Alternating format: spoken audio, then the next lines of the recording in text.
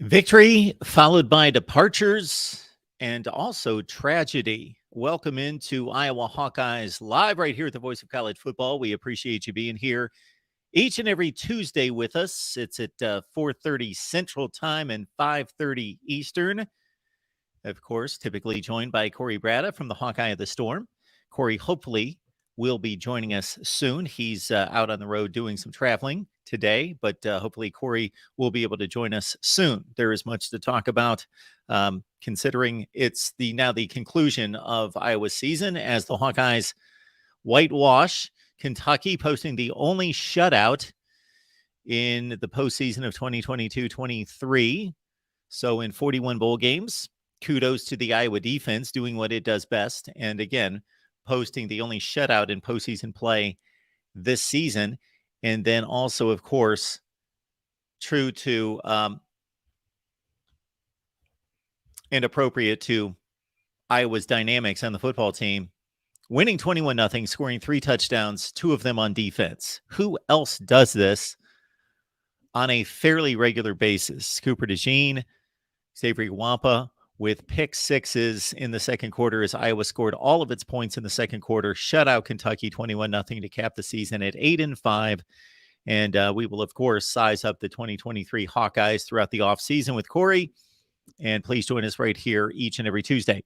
So a number of happenings on the Iowa football front that we would like to discuss with you. And if Corey's not able to jump on at any time during this hour, I believe we will just go ahead and open up the phone lines and have you guys join us, and we'll join the conversation together and discuss Iowa football. So first and foremost is the victory against Kentucky concludes an 8-5 season. At one point, this team was 3-4. They won 5 of 6 down the stretch. The big loss, of course, was the Nebraska game, which would have sent Iowa to the Big Ten championship game. But Kirk Ferentz posts his 10th postseason win. That ties Joe Paterno for the most in Big Ten history. I'll have to count up the losses. I just caught that note a couple hours ago, and I will need to track the Kirk Ferentz's losses with Iowa. He's been there for 24 seasons. I'm guessing they've missed postseason play 4 or 5 times, so he may have something close to as many losses as wins. But 10 bowl wins for Kirk Ferentz. That is number 1 in Big Ten history, tied with Joe Paterno. Keep in mind that if you don't understand the historic context of it, or maybe weren't around at the time or have read up on Big Ten history, first and foremost, Big Ten teams prior to the 60s or 70s were not allowed to repeat Rose Bowl trips. So you could have the number 1 team in the country go to the Rose Bowl to represent the Big Ten as the champion, and the next season be number 1 in the country, undefeated, and the conference would defer to the second place team to take the Rose Bowl trip. So a completely inane, moronic guideline rule at that point. So they finally got that corrected, where the first place team, the champion of the conference, would simply go to the Rose Bowl.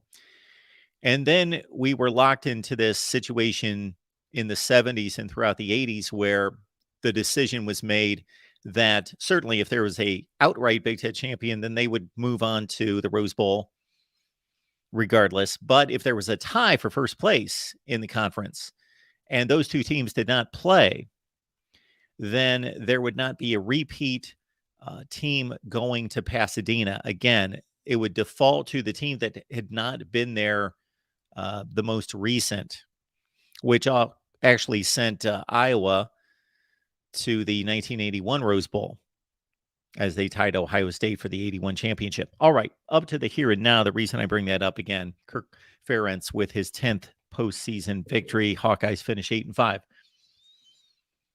Unfortunately, there was an incident on Friday night involving Jack Campbell's grandfather, who was struck and killed in Nashville in a 1-vehicle accident. And based on the details, he was out with family that night, stepped out from the curb and was struck and killed at the age of 76 years old. His name, William Smith, Jack Campbell's grandfather. So our thoughts and prayers and condolences certainly go out to Jack Campbell and the rest of his family. So Jack Campbell's father and mother made the decision not to let Campbell know and inform him of the news until after the game.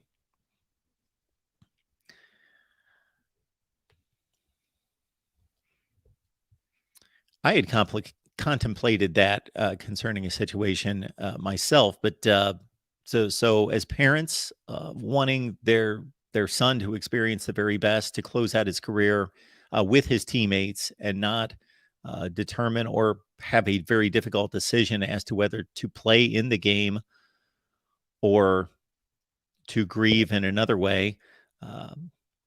I certainly respect the decision made by Jack Campbell's parents in determining that they would not inform their son of his grandfather's passing until after the game, so he could enjoy one last game in an Iowa uniform with his teammates. And Jack Campbell had another stellar game: 10 tackles, 2 tackles for loss, and a sack as the Iowa defense once again won the day. So that's just an extremely unfortunate occurrence over the weekend in Nashville after the bowl game. Actually, the incident before the bowl game, Jack Campbell finding out after his last game with the Hawkeyes. Then we've got a few personnel notes. We've got Lucas Van Ness, who is the defensive lineman who first came to Iowa in the, I believe, 2018 class. He is declared for the NFL draft. Redshirt senior, defensive lineman, 3-star out of Illinois. Another stellar season out of Lucas Van Ness. He's been a starter now for 2 seasons and racked up 10 tackles for loss and 5.5 sacks. And he is declared for the NFL draft.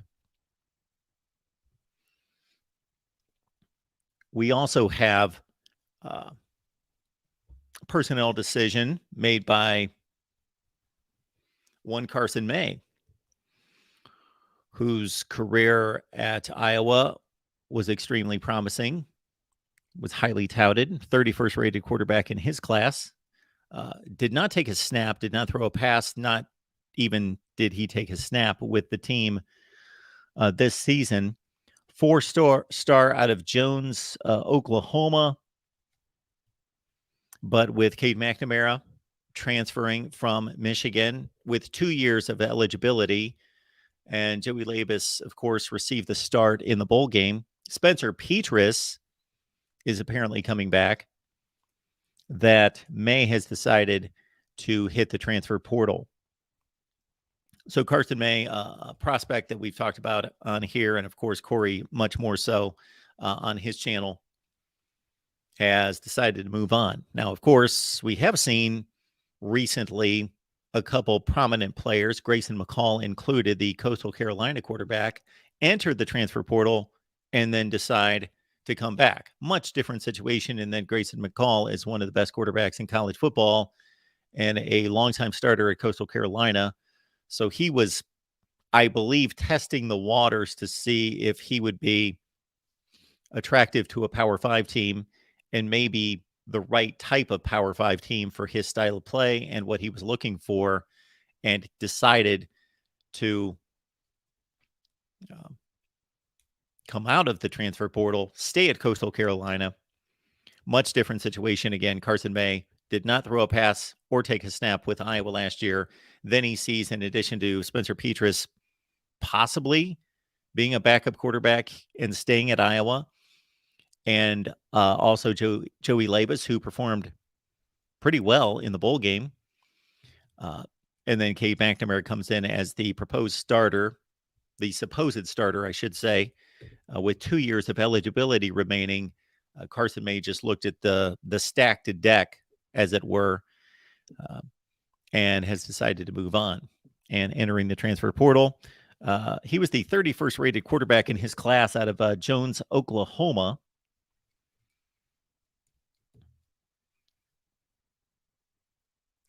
And now we've got a situation in Iowa with Spencer Petras injured. Cade McNamara is still recovering from injury, and he won't be available for spring practice.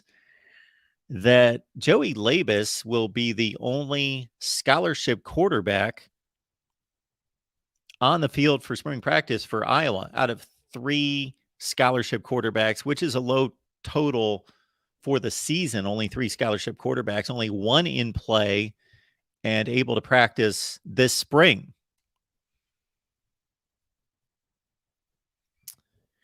All right, we are going to open up the phone lines. Why don't we do that? Would love to talk Iowa football with you, whatever's on your mind concerning recruiting, the transfer portal, the recent bowl victory, whatever that might be. I'll leave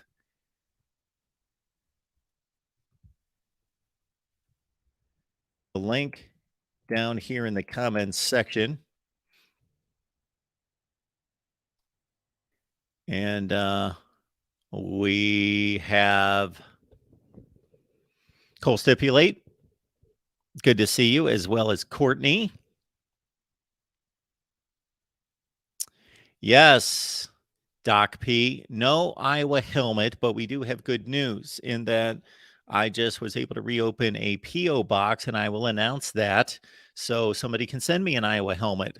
All of these helmets behind me, excluding the first 4, were all sent to me by fan bases, including at this point Iowa being outdone by the likes of Nevada, Navy, and others. All right, here to join us. It's good to see Corey showing up fresh from the road, I take it. Forgive me for the Iowa State poster behind my left shoulder.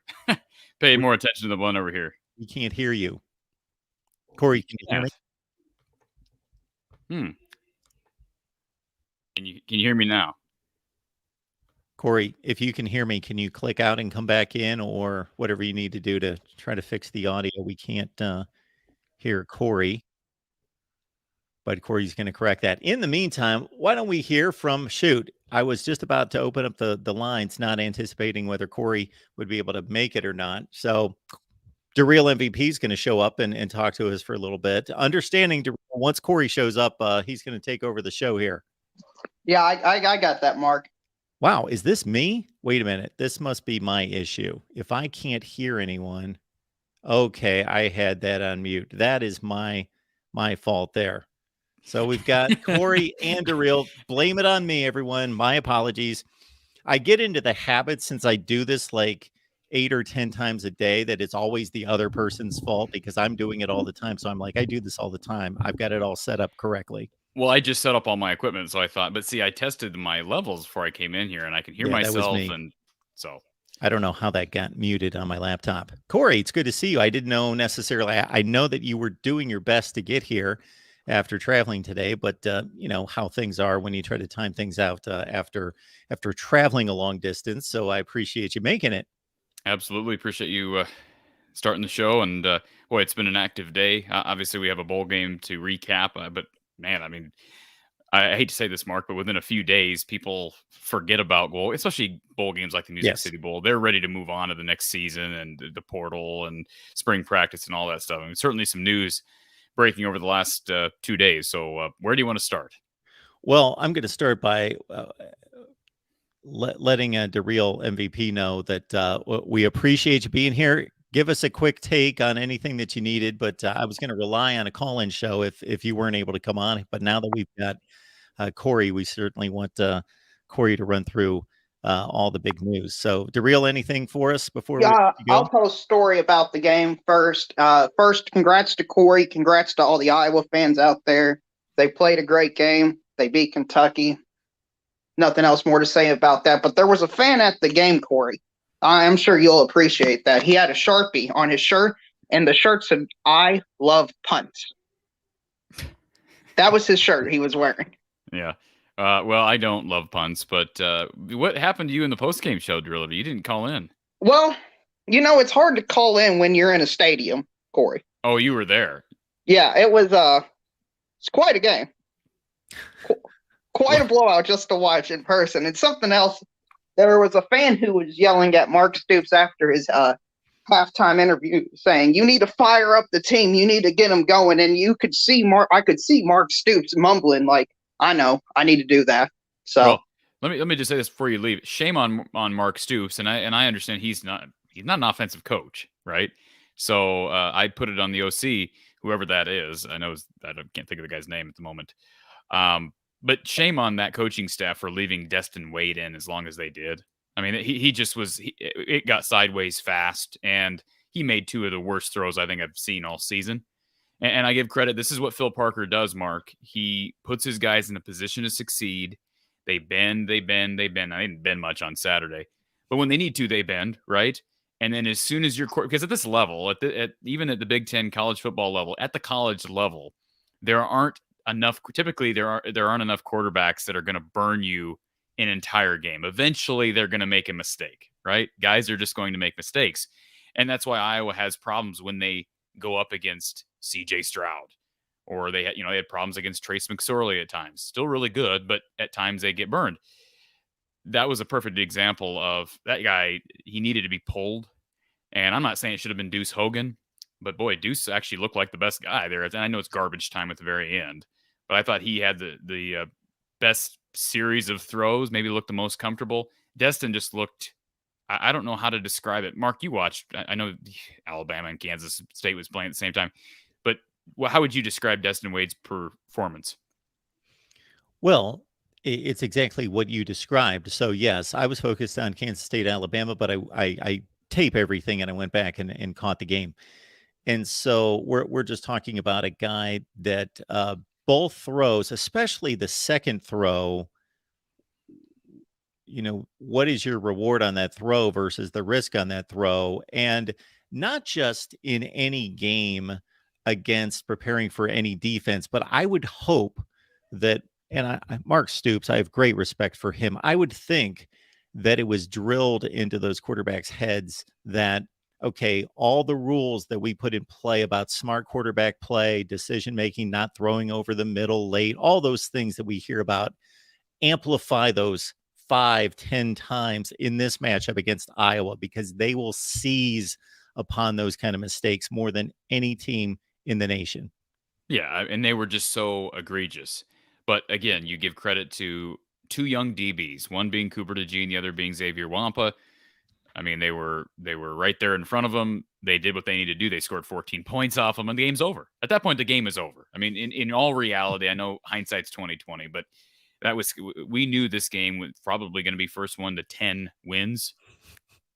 I mean, that was what it was. And so drill MVP, I was impressed with Kentucky's defense, although how do you judge it against an Iowa offense that basically did that every week this year? But they got problems on offense. But you're also, I mean, it's hard to prep when you lose a guy who's going to be a first-round draft pick in Levis, a guy who set records in Rodriguez. They're going to be okay, and I have a lot of respect for Mark Stoops. I don't know why Iowa was throwing in the final 2 minutes of the game. That seemed a little bit odd to me. Well, Corey, they wanted to get rid of the perfect 1-to-1 ratio of first downs to punts. It was perfect, 18 and 18 before Iowa got those two final first downs. So 18. They hold on a second. They didn't punt 18. Are you talking about these two teams combined? Yeah, combined 18 punts, combined 18 first downs before the final drop. And I'll say one more thing. I'll let you go, Drill MVP. But I had an Iowa fan, a good friend of mine, reached out to me after the game and said, "I actually thought the offense looked pretty good." And I'm thinking, what? Like, you could be happy all you want, but come on. You realize, Mark, they had 13 drives. 8 of those drives were 3-and-outs. 8 of the 13. One was at the end of the half, and I believe one was at the end of the game. They had 10 of their 13 drives not total over 3 plays. I'm guessing that your friend watches Iowa football every week and maybe doesn't watch a whole lot of other college football. Probably the case. But, I don't watch a whole lot of other football anymore, Mark. I recognize that's terrible. So anyways, I think some fans have this idea that you're just negative Nancy when you point out those things. Like, how can you not enjoy a 21-0 win? I enjoy it to an extent, right? But I try to put it in perspective and in context of who they were playing, how they won, is it sustainable? What does it mean moving forward? This was, where did they play? This was the Music City Bowl. It wasn't the Rose Bowl. So I did enjoy it, believe me. I did go into this game thinking it was going to be kind of an audition for 2023, and it was not at all. I mean, Iowa did not treat it like an audition at all. Minus having to play Labus out of pure necessity, they ran the same exact stuff they ran all year. Like the first drive, you saw, a couple little wrinkles in the offense. But after that, they went into vanilla mode and whatever we got to do to not lose. And they succeeded, right? They won. But as far as opening it up, which we've heard Cade McNamara talk about this Iowa offense planning to do in the future, I don't know why wouldn't you use that as an opportunity, Mark, to open up the offense and do stuff that I guess maybe because Brian doesn't know how to do that. And so that obviously brings us to the topic of how do you keep Brian on staff moving into next year? So anyways, I know it's a convoluted subject. We can talk about it for hours.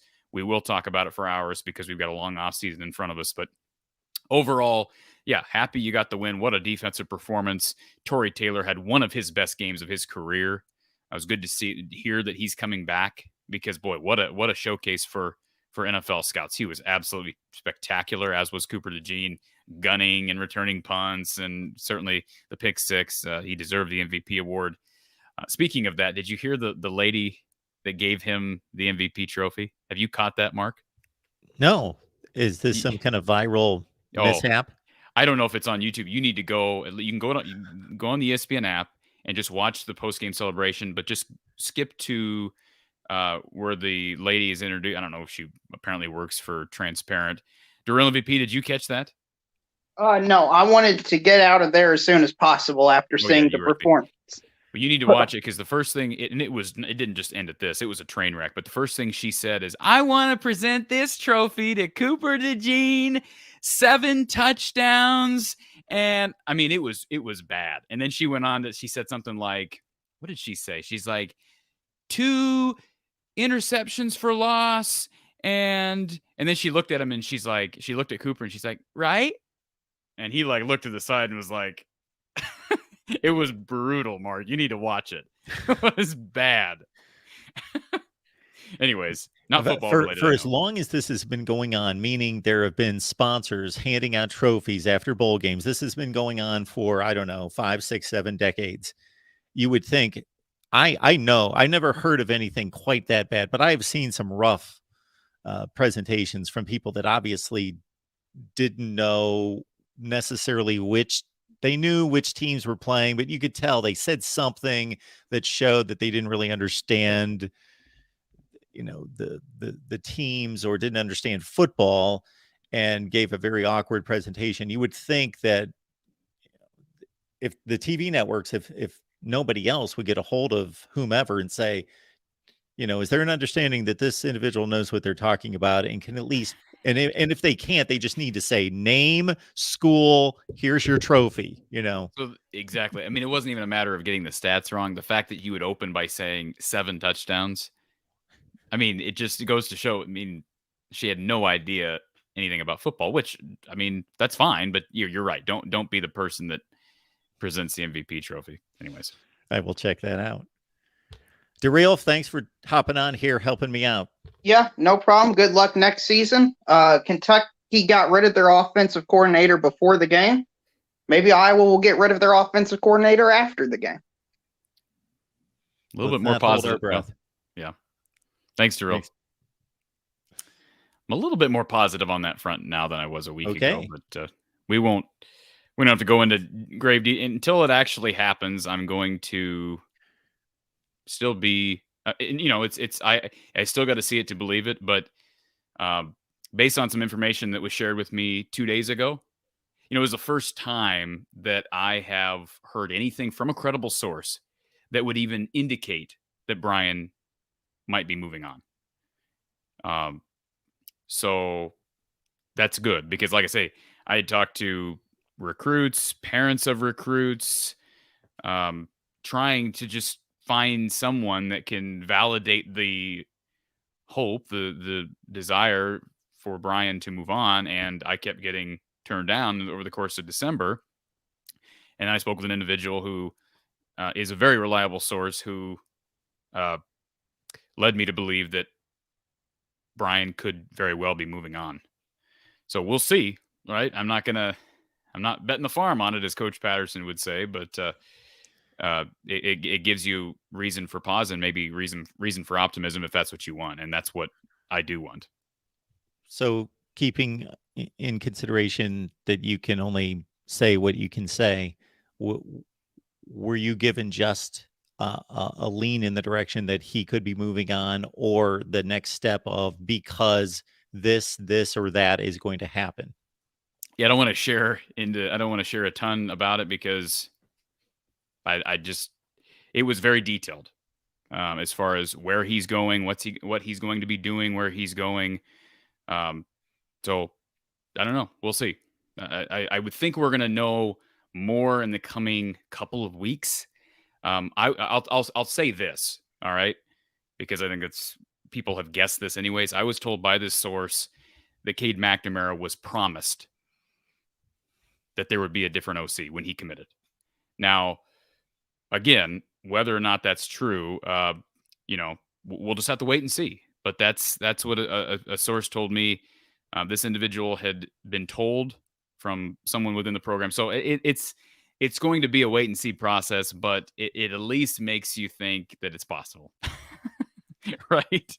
And you're being blamed for teasing us, but at the same time, the bottom line is the bottom line, and that's that Brian Ferentz might be moving on. So that's the conclusion of if this, regardless of how it happens. So yeah, I mean, I think most people who were talking about the subject, obviously, the way Brian is let go is he's not going to be fired, A. He's not going to be demoted, B. So the only way for him to leave would be to take another job. So you do the math on what kind of a job Brian Ferentz might be qualified to take in a league or somewhere else, and you can put the pieces together. It's not rocket science. So we'll just see where it's at. I was told, I'll admit this, I was told a few weeks ago that Lucas Van Ness was coming back. I mean, for a certainty, he was coming back. Nothing's changed, right? Here he is today declaring for the draft. So, and I know this personally, and you know it more recently because you're in the news business now. It's been a long time since I have. You can have credible sources and still be wrong. Absolutely. And when you say I'm in the news business, I cover county news, so I'm not covering. If we're talking, there's a difference when you're trying to get information for Iowa football, right?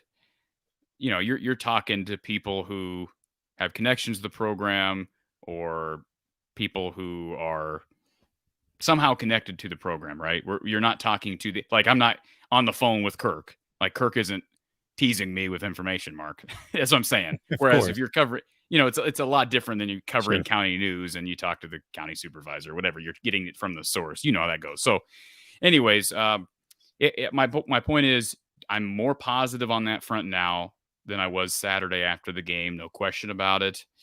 I still have to see it to believe it. And I was also told by this very source that although this is the information he's been hearing from within the program, until it happens, one could argue the only people that probably know for sure what's going to happen are Kirk, Brian, and Gary Barta.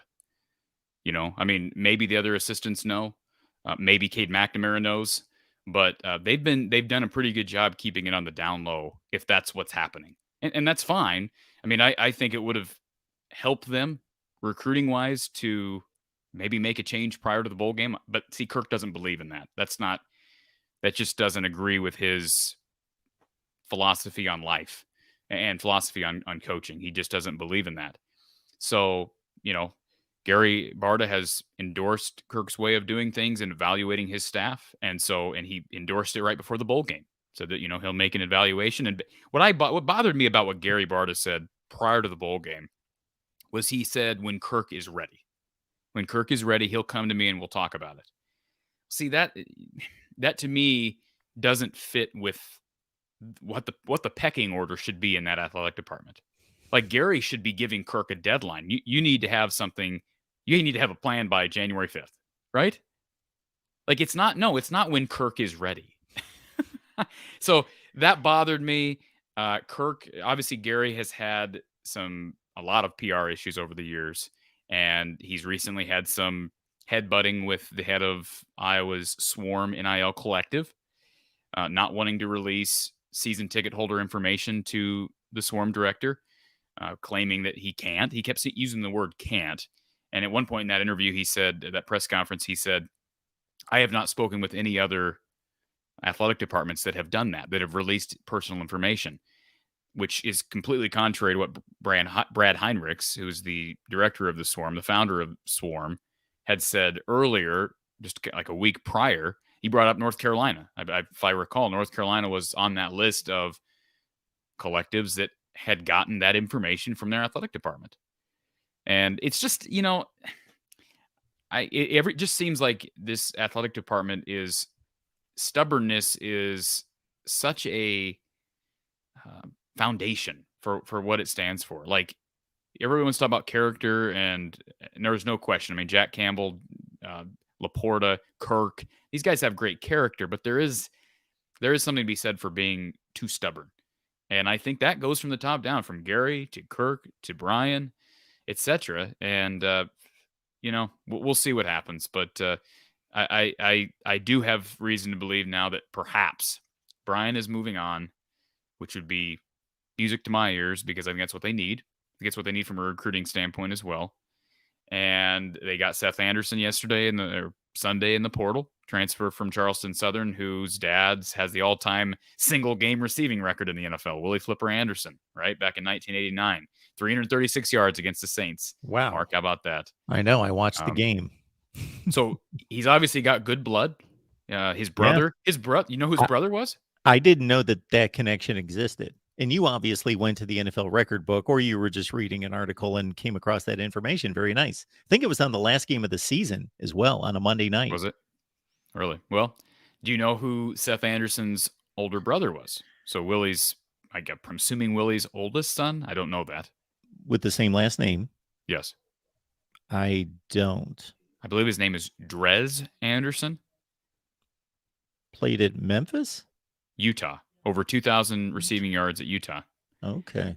From the research I did, blew out his knee, would have had a good shot at the NFL, never really stuck in the league after injuring his knee, I think his senior year. Ended up playing some pro ball. I don't know if it was in Canada or where, but so he's got excellent. His uncle played at Quincy University and then ended up playing in the league briefly. I think his mom was a track star. He's got excellent roots with high level football. So I don't know why, he's a North Gwinnett, Georgia graduate, why he didn't get more offers. He only had like 500 yards in high school. I guess that's the short reason why he didn't get more offers. He didn't do a whole lot in high school. Why didn't he do more in high school? I know North Gwinnett's an excellent high school. Yes. Like, I mean, we're talking, they got right now, I don't know, you'd probably know who he is. They got a 5-star linebacker who's at Clemson. They got a 4-star DB at Ohio State. They got a linebacker at Kansas, and that's all from his class. That was all from Seth Anderson's class. So it's a very, very high level of football down there at North Gwinnett. Who did Iowa beat out to get his services? Do you know? Georgia Tech offered, and reportedly Kansas offered. I know he was scheduled to visit Kansas. I believe it was Blair Sanderson. Rivals reported that Kansas had offered. He had never reported that on his Twitter, and I'm talking about Seth. But it sounds like Georgia Tech, Kansas, Appalachian State, and then a bunch of group of 5 schools. I watch him on tape. I talked about him here yesterday. And watch him on tape. He looks like he's got a different gear. Now you're trying to translate Big South level tape to Big Ten football, and it's obviously completely different. It's so much more stark than even college basketball. And it's not even close, as you know. But he does look like he's got a different gear. He's not quite as tall as I thought he was. He's listed at 6 foot everywhere. I called him 6'1" yesterday. He's closer to 6 foot, it sounds like. But he's got good speed. You go back and watch the condensed version. I think you can find the condensed version of Charleston Southern, Western and West Carolina. in game 1 of the year. And he put on a show. Had a couple of really nice to catch over a guy, kind of looked like a Brandon Smith-esque catch. He looked the part, and that's what you want. You want a guy who stands out at that level, right? Who looks like a man amongst boys. And so they're getting a good one. Still, they need more help. I think Isaac Tesla is still on their list. I don't know how. I really don't know where that recruitment is. Tesla has been getting offers from anyone and everyone. One of the fastest rising wide receiver prospects in the transfer portal.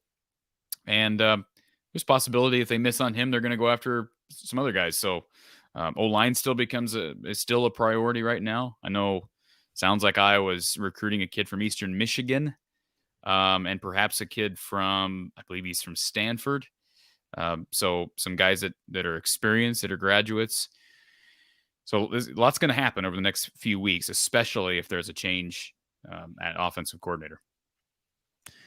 We talk Hawkeyes with all of you each and every Tuesday at 4:30 Central Time. We appreciate Corey being here after a day's travel, showing up to talk Iowa football for a 75th consecutive week right here, the voice of college football, and for all of you as well. Of course, get on over to From the Hawkeye of the Storm and check out Corey's daily content there. So, Corey, I'd laid down the groundwork for the Carson May move into the transfer portal, just in regards to having not played it all this year, no snaps. Of course, highly sought after and much optimism about his career in Iowa City. And now with Joey Labus having played, admirable bowl game, managed the offense, played relatively well. But with Cade McNamara out for spring practice, Spencer Petras out for spring practice, the quarterback depth chart, at least temporarily, a bit thin. You want me to go on a rant, Mark? I would love it. Is it time to rant? Listen, I'm very disappointed. Not in Carson May. I'm very disappointed in the Iowa coaches, all right, on this. Because you had 2 quarterbacks on the roster heading into the bowl game, neither of which have played. Why not play both of them? Why not play both of them? You're up 21-0 at halftime. Why not play the younger guy? Like, everybody wants Labus to play. I'm not saying, some people say, well, you're never happy. You just want the next guy. No, that's not what I'm saying. But if we're talking about treating this game, that's what Don Patterson said on our show. This game needed to be treated like the first game of 2023. And we knew nothing about either one of these guys. And now we know something about Joey Labus. But wouldn't it be nice to have known something about Carson May? I had been told prior to the bowl game, well prior to the bowl game, that in practice, Carson May had the better arm of any of these quarterbacks, including Petras, Padilla, Labus. He had the better arm. He just didn't know the offense. He just got here in the summer. Let's remember he was recruited by Ken O'Keefe, committed to Ken O'Keefe, stuck to his commitment when Ken O'Keefe retired. I give Carson credit for that. He's an Oklahoma kid, far away from home, stuck to his commitment. He's a former 4-star quarterback. But he came here in the summer. You're down to 2 quarterbacks in a bowl game that I don't want to say doesn't matter. But again, we're talking about building for the future. And if he's as skilled as it sounds like he was, remember Caleb Johnson, and he certainly is a member of that same freshman class, so maybe he's a bit biased, during the season, had an Instagram, I think it was an Instagram story or post that he ended up deleting because it was a picture of Carson May with the caption QB1 and his fingers crossed.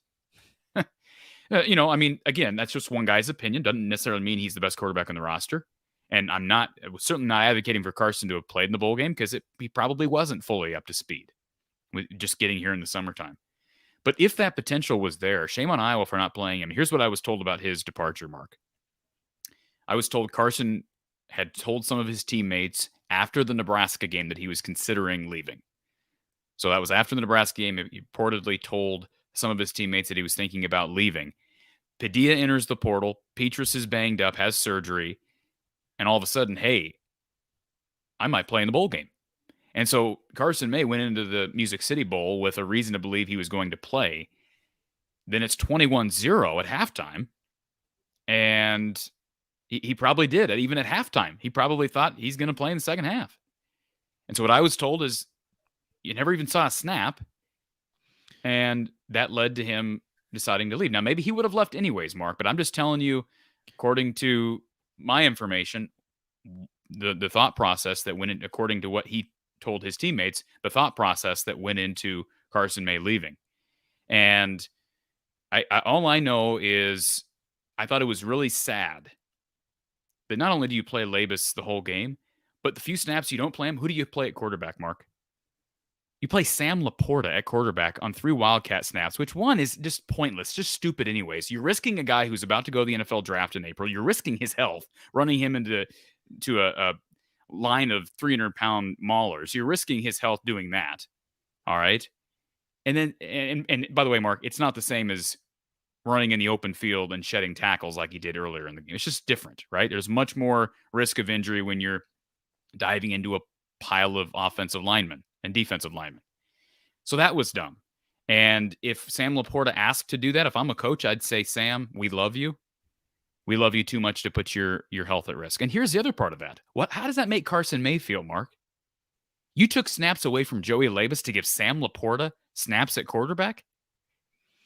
That bothers me. That bothers me. I don't know who made that decision, but given now his entry, and I didn't really think about that side of it until the news broke today about Carson May, and I was given that information about his thought process that led to him deciding to leave Iowa. That bothers me that we gave Sam Laporta a series and not the only other quarterback on the roster. That bothers me. So a few things come to mind related to this situation. And I had forgotten that Sam Laporta got those snaps. I didn't watch every snap of the game when I went back and went through it. It was more so from seeing on social media, Sam Laporta, this is an Iowa thing. Sam Laporta is getting snaps as a tight end in the Wildcat formation. So two things come to mind. I'm sure amongst the Iowa fans that follow you on a regular basis, there's a high percentage of Chicago Bears fans. What this reminds me of is the 1986 Super Bowl, in which Walter Payton had forged one of the great careers in the history of the NFL. And the Bears were blowing out the Patriots, and they would get to the goal line and they wouldn't give Walter Payton the football. And on one particular series, they got a gimmicky touchdown for William the Refrigerator Perry, because it was a gimmicky thing to bring in a 350-pound lineman and give him the ball, and he scores a touchdown when Walter Payton plays in his only Super Bowl ever, and you don't give him the ball at the 1-yard line to score a Super Bowl touchdown, but you give it to the circus act, not the comparing that to Sam Laporta in any such way, but to the circus act of a defensive player. Point number two would be more conventional in regards to the approach that you typically see from these coaches during bowl games when they're breaking in young quarterbacks, or if they have an established starter, but they want to develop the second quarterback. Either they have a plan going into the game that regardless of the score, this is how we are going to conduct these series. It's going to be two series, or whatever the formula is. We're going to get playing time for both quarterbacks. Or we do want to win this game first and foremost. That's the priority. However, if we get into a comfortable position, 21-0 with one of the best defenses in the country playing like a third string quarterback would be one of those situations. We then have the plan to play said quarterback in that situation. This wasn't the Big Ten championship game, Mark. It wasn't the college football playoff. If you're up 21-0, yes, go into conservative mode because we're about to win a championship. This is the Music City Bowl. And if you put in Carson May for one series and he throws a pick six, the worst case scenario, he goes in for one series, throws a pick six. Okay, we're probably gonna put Joey back in, and it's 21-7. It's 21-7. You have the ball back. You have the ball back. I just, it does bother me now, and maybe Kirk is kicking himself for doing that and not seeing this coming, because I don't know how transparent Carson was with the coaches. Maybe they never got wind that he was even thinking about leaving. And in that respect, I could see maybe overlooking the situation, but I don't understand that at all. And like I say, I'm not asking I wasn't even asking for a drive. I'm just talking about a series. Give Carson May. I did have a conversation with Don Patterson this afternoon. He's always a good guy to talk to when you're falling asleep on the road and you need someone to liven you up. So I had a conversation with Don Patterson just talking about this news. And here's what I'll say about what Don reiterated to me from his experience. Kids just want to play. They just want to play. He gave the example of he's had, in his career as an offensive coordinator, he's had a number of running backs that, you may play maybe 2 to 3 running backs in a game. That's the kind of the nice thing about running back. It's you want to have a nice you want to have a nice barn full of them. What's the word I'm trying to think of? But you're actually going to be able to play 2 or 3 of them. Whereas quarterback, typically you're only going to play 1, right? If you have one that's established. There have been times during Coach Patterson's career where, he may play the third string guy, even though he's not quite as good as RB1 and RB2. And that RB3, that third string running back, his mama might believe that he's the best running back on the roster. But the fact that kid got some playing time, he feels his coaches that believe in him, even that kid recognizes, I love my mom, love my coaches, but I'm not as good as, Cleo and Theo. I'm just not. But that's how you inspire confidence in your players. It's play them, right? I mean, unless it's going to be a detriment to your team, right? I mean, but the circumstances on Saturday should have allowed Iowa to play Carson May at least briefly. Yes, stable, Brian. See, I was in the same. I was thinking, a stable of running backs. Why did I say barn? Barn of running back. Stable, barn, stable, whatever. So that's my point. The kids just want to play. That's what Don said. Kids just want to play. And if you have reason to play them, if you have opportunity to play them, Mark, play them. When you're up 27-0 against Nevada after 3 rain delays at 2 o'clock in the morning, play Alex Padilla. Play him. He might have been the only backup that didn't play in that game, Mark. He never saw the field. It was 21-0 on Saturday, and we never saw the other quarterback on the roster. And now he's in the portal 4 days later, whatever it is. So I just, it's frustrating because heard a lot of good things about Carson May. Do I think he was the future? I don't know. I like Marco Lainez a lot. There's potential that Cade McNamara could be here at least 2 years. Now, maybe he's gone after 1, but he could be here 2. Could be here for 3. It's possible. But he's probably here for 2, and then maybe Marco Lainez takes over. But you want competition in that room, Mark.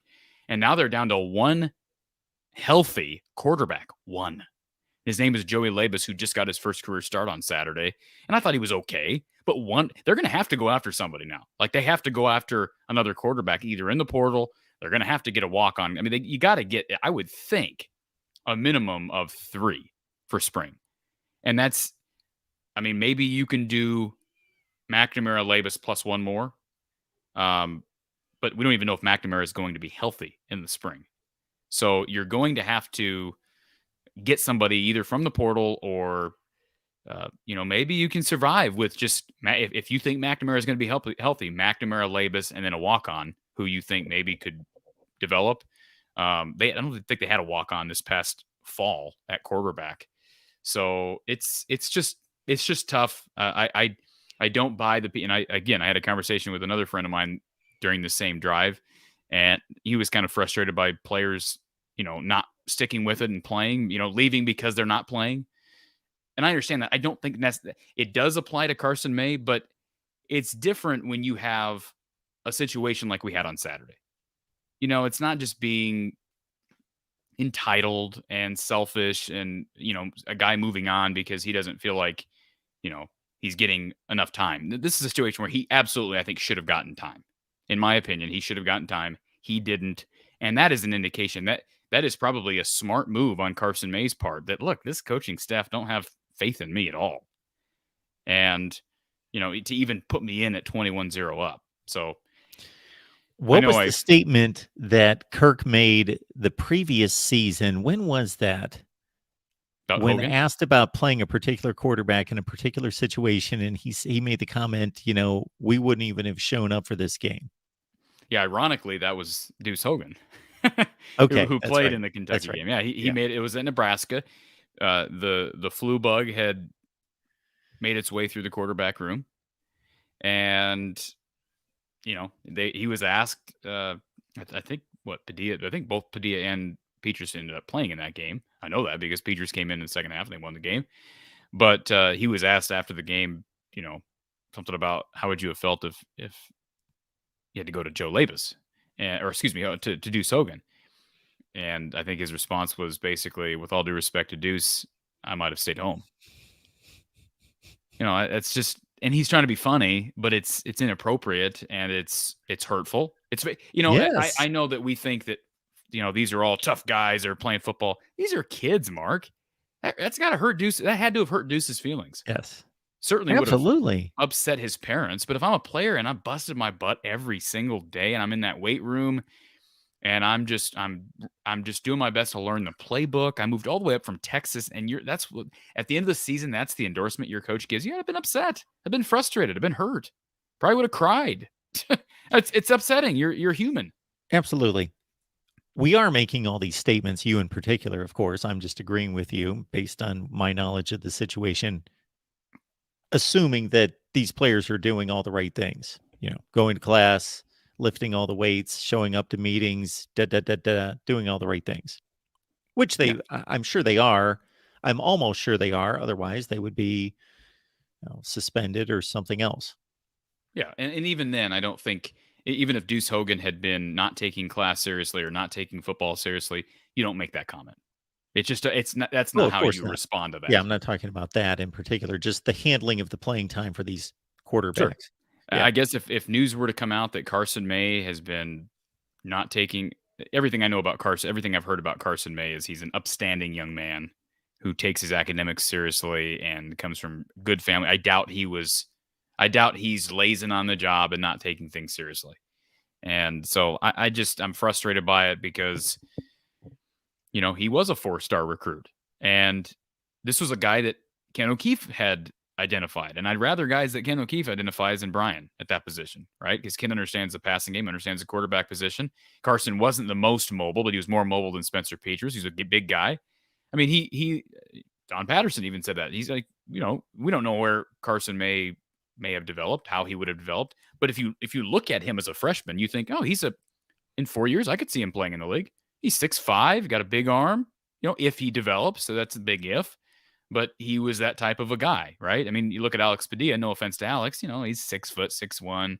He's probably not going to play in the NFL. I mean, there's some guys that can do it, but Carson May looked the part, and it sounded like had demonstrated. I mean, I had one person tell me that he made a throw the other day, and just one throw, but a throw the other day in bowl prep that he hadn't seen anyone else make. So he had some skills, right? He had some weapons that maybe most guys don't have. And it sounds like he's moving on. So whether or not that caught the coaching staff off guard, I don't know. But it caught me off guard. And you're going to have to figure out who your backup quarterback is. How do you get a backup to come here right now?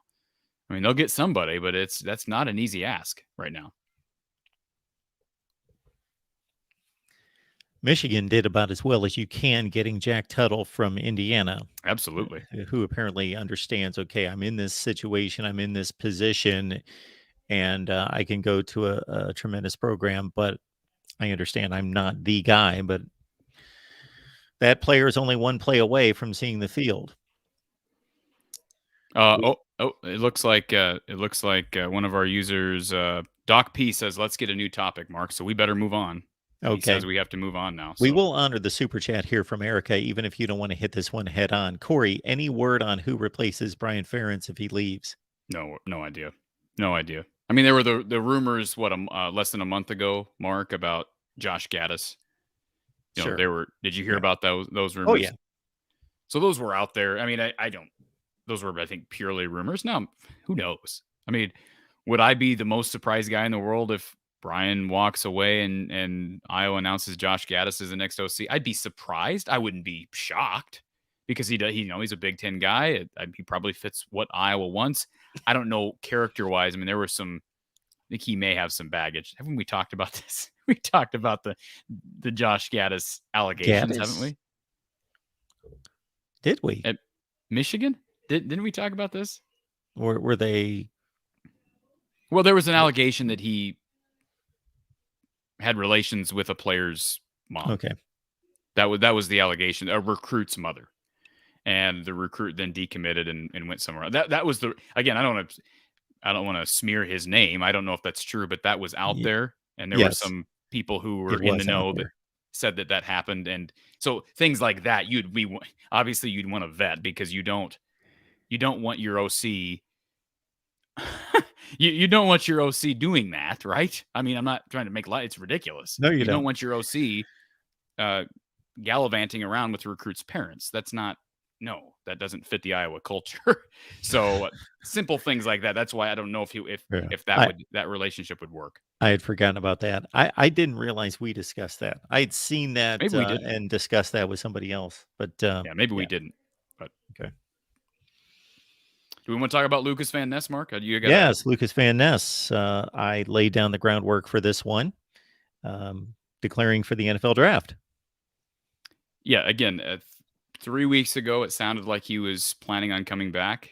Didn't play a whole lot in the bowl game, so I don't know if that's is it the chicken or the egg. Did he not play a lot because the coaches knew he was leaving, or did he leave because the coaches didn't play him a lot? I don't know, but he didn't play a ton in the bowl game, and honestly, I don't know, a little bit underwhelming. Those are pretty good numbers, but he comes back next year, he could maybe double those numbers. I mean, I think he's that good. He's got a potential to be that good physically. I mean, he's nicknamed Hercules on the inside. He looks like an NFL defensive lineman, but Mark, he wasn't even a starter this year. So I was surprised that he declared. I think the future of that O-line D-line will be just fine. And let's not forget, this opens a massive opportunity for a guy like Aaron Graves, who is coming into his sophomore year. Although I don't know how many games he got this year. I'd have to check the stats if he even burned a red shirt. But coming into his second year, looked good in brief moments against Kentucky on Saturday. I don't know if you caught him, but he looks the part, and he's got an opportunity to replace Van Ness.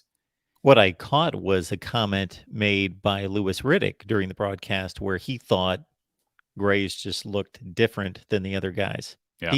He made that kind of comment. He wasn't specific about it, just the athleticism, the whatever it was, the strength, the size, whatever caught his eye, he made mention of it. Well, I remember telling you that. I mean, we talked about that before he ever got on campus, that he's just a freak athletically, and he came to Iowa, already had his associate's degree. He's just a different guy, and I mean, you'd love to fantasize about Van Ness and Graves on that defensive line wreaking havoc, but with Van Ness gone, now you can have, as OS for Hawks brings out in our chat, Deontay Craig really is coming along. You add Graves to that mix, and you potentially bring back a guy who sounds like maybe they're returning at least a senior this year that's going to be using his COVID year. I guess I can't confirm that, but that's the word on the street. And, you've got some younger guys to work with. Ethan Hurkett's played a lot. Brian Allen Jr. is a 4-star that enrolled early last year, so he's got a full year of activity under his belt. He'll get spring and fall again this year, and maybe by September he's ready to contribute. So I think they'll be fine on that defensive line. They just built such great depth, and you can thank Kelvin Bell for that. But it's definitely a loss, and I wish Lucas the very best. I hope he gets drafted in the first round. I see the real Hayden says he got a first-round grade. If that's the case, then go. I'm surprised that he got a first-round grade. If that's true, I'm surprised based on the fact that he wasn't even playing much by the time we got to the bowl game. Then there's something that doesn't add up. If he's getting a first-round grade from the NFL and he's not playing much at Iowa, then there's a problem. There's some kind of situation going on, whether it's his issue in not being a good teammate, not being responsible, whatever he was doing, or that the staff is missing something. There's a big disconnect there. Maybe he was dinged up, Mark. I don't know. Okay. Yeah. I don't know. I got you. But I don't know how many snaps he got Saturday, but it wasn't a lot. And I don't know. It just felt like as the season went on, you heard his name a little bit less. So that doesn't mean he's not still an NFL prospect. I absolutely think he is. I mean, I don't think he'd be declaring unless someone's telling him that he's going to get drafted fairly high. I'd be surprised if he's not a top 3 round draft pick. First round would surprise me. That would surprise you too, wouldn't it, Mark? Judging your facial Sure. expressions. Not that I'm studying tape on Lucas Van Ness, but do you know how many guys get talked about and I'm talking about in legitimate conversations at legitimate sites, having first round grade or Yep. first round potential? There's only 32 spots. There's like 100 Exactly. plus guys that are thrown out as potential first rounder. It's funny. Yeah. That's exactly what Don said earlier. We were talking about this. He said, I always tell kids there's 80 guys who are being told they're first round picks. So do the math. Yeah, because they could be, but there are guys that get selected Sure. in the 4th and 5th rounds that were at one point talked about legitimately, not talking about some knucklehead that doesn't know what they're talking about. But yeah, I would be a bit surprised if it's that lofty of a selection for Lucas Van Ness based on what I know and have seen. But there's also people who are talking to these student athletes who don't have their best interest at heart. So, they may just be, that's the unfortunate thing. Either way, I mean, he gets drafted in the 3rd round. He's probably going to have a nice career in the NFL and make plenty of money. So, I wish him all the best. Iowa's going to have a nice draft, Mark. This is going to be a good showcase for Iowa recruiting because you're going to have Laporta's going to be drafted fairly high. Jack Campbell's going to be drafted really high. Van Ness will be drafted fairly high. Riley Moss will be drafted. So, I mean, that's 4 guys right there who I think are all guaranteed to be drafted. I guess the one guy I would look at would be Moss. Is there a chance that he doesn't test well at the combine or doesn't play great at pro day or at the Senior Bowl? I think he's participating in this year. I guess that's possible. And then he falls off. But I'm guessing those 4 guys will all get drafted, 3 of which will be drafted relatively high. I don't know where Laporta is projected to go. I don't really follow mock drafts, Mark, but boy, I can't imagine there's too many tight ends in this country that are better than Sam Laporta. I mean, just what he did, and he put on a show on that long reception, yards after catch on Saturday. He looks the part. I just can't imagine he's going to go any lower than round 4. I'd be surprised if he goes lower than that. If he does, then shame on those teams. George Kittle was a 4th round draft pick, and now he's the best tight end in the NFL. Yeah, I wonder where he is rated by NFL draft folks. Yeah, I just want to make clear. I see Roger in the chat. Mark, you couldn't hear me earlier. I said earlier, excuse the Iowa State poster. All right, I'm not at my home base right now. There's an Iowa State poster over here and an Iowa poster over here. So okay, I noticed the Iowa poster. I was actually going to. I didn't notice Iowa State. That it's not that clear to me. I was actually going to mention that you're in your auxiliary studio there that you were able to actually, set up an Iowa friendly set. Oh no, there. No setup for me. This is like I say, I'm in someone else's home, and I don't know. I didn't get a chance to ask why is there posters of both. But anyways, so I love it when I get. By the way, you see my logo, right, Mark? It's the hawk in the middle of the tornado. Yes. It's funny. I've had people go on there. He's not a Hawkeye fan. Look at that logo. Where's the Cyclone? Pull out the Cyclone colors. Okay. I'm like, okay, whatever. Well, the colors are clearly Iowa colors. People will find something to complain about. Just like I find stuff to complain about every week on here, Mark. You do, but until Iowa starts scoring more than 20 points per game, it's all legitimate. Well, I can tell you this. Another year in the books, Mark. Appreciate you being a part of this. And I know we're not done with college football. We still got the national championship game next Monday, but I'm going to keep speaking my mind. And as the channel grows and the platform gets bigger, I appreciate everybody supporting it. There are going to be some people that don't agree with it. That's okay. If they think that we come on here and we're too negative each week, I'm sorry, but I'm not going to change my narrative. I don't think you're going to change your opinions based on what people want to hear. And so if that's the perception that I'm presenting, that's too bad. Like I said, we were both. I think I can speak for you, Mark. We were probably both really impressed with that defense on Saturday, and I made a point of pointing out Torrey Taylor because special teams going to be great. I mean, you got Torrey Taylor coming back, you got Drew Stevens coming back, and DeJean coming back to return punts. It's going to be in another elite unit next year, Mark. It's going to be an elite unit. Now they got some question marks at linebacker. I think they're going to be fine at safety, even though Merriweather's moving on. Xavier Wampa looked good. He's what he is. He's going to be a really good safety there for a few years. And yeah, I mean, maybe some pieces to fill in on the defensive line, but boy, you if you can find a way to bring somebody along to even be close to giving you the production of what Jack Campbell gave you for over the last 3 years, they're going to be fine. They're going to be top 10 in the nation in scoring, I'm sure, scoring defense again this next year. So we'll, of course, dig deeper on this in coming weeks, but are your preliminary concerns prior to spring practice offensive line, wide receiver? Are those at the top of the list?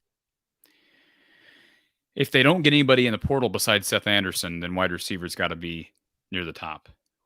I'm not. I mean, Cade McNamara is healthy, so I'm gonna approach spring practice in a different fashion than I normally would because I don't know if Cade's going to be healthy, and it's just going to be an odd situation if your starting quarterback's not playing in spring. I don't know the last time that happened at Iowa, where your projected starter is not a part of spring practice. So if they don't get anybody other than Anderson in the portal, and I think they will get someone, then when wide receiver remains a big question mark for me. They got to do some work in the portal at O-line. I know they are doing work in the portal at O-line. So if they can land, it'd be nice to get a guard, maybe a graduate transfer guard and a graduate transfer tackle. That would make me feel a lot better if you can do that, because then you play. I think Richmond's their best tackle right now, right? And then, I guess you bring in a graduate transfer who's a shoe-in to start at one of the two spots, and then Richmond and DeYoung can compete for the other tackle spot. Or if David Cobb comes back, I don't know what to make of his situation. I can tell you, I saw somebody earlier in the chat bringing up Justin Britt. He is not on the bowl roster. So he was not on the Music City Bowl roster. Have not heard anything about his situation. I hope it's not what I think it is. I even talked to Tom Kakert about this, and I don't know this for sure, and Tom didn't say one way or the other, but, he's been banged up a lot. He was out all year with an injury. I wouldn't be surprised if he has retired medically, but I don't want to go out there and say that because I don't know that for certain. But he was not on the bowl roster, so we'll see if he returns. But if you can bring in a guy at tackle and then bring in a guy at guard, and then that can potentially create some good competition at the opposite spots, because that's what they need. And I don't know if Logan Jones is the future at center, but yeah, I mean, wide receiver and offensive line, probably in that order for me. If they don't bring in help along that offensive line, even with McNamara, even with Anderson, even if you bring in Tesla and with Eric All, I still have big question marks because the offensive line has been really, really bad. Folks, we appreciate you being here every Tuesday. And as Corey alluded to, we will be here throughout the off season here at the Voice of College Football. So here's the deal. If you're an Iowa football fan, certainly we want you to subscribe to this channel because Corey and I have been working on the show now for 75 consecutive weeks. And from time to time, I will provide some perspective on Iowa football from time to time if something hits me that I think needs addressed. But for your Iowa football and basketball needs on a daily basis, go to From the Hawkeye of the Storm. From the Hawkeye of the Storm, we will pull up the banner here in just a second and make sure you are subscribed there and locked into everything that Corey has there. Now, if you enjoy college football across the board, any of these particular teams behind us and others, then I have team channels available for your college football needs throughout the offseason. Still waiting for you to set up a Charleston Southern at the Voice of College Football channel, Mark. Charleston Southern. You know who may be coming, and if you really think about it, it makes sense. I'm not going to fill in the blank, but I'm thinking about starting another channel, even though anytime somebody asks me for one, I always say I got way too many channels. I can't even. I already know what it is. But there's one that. Can I say it? Sure. North Dakota State. Come on.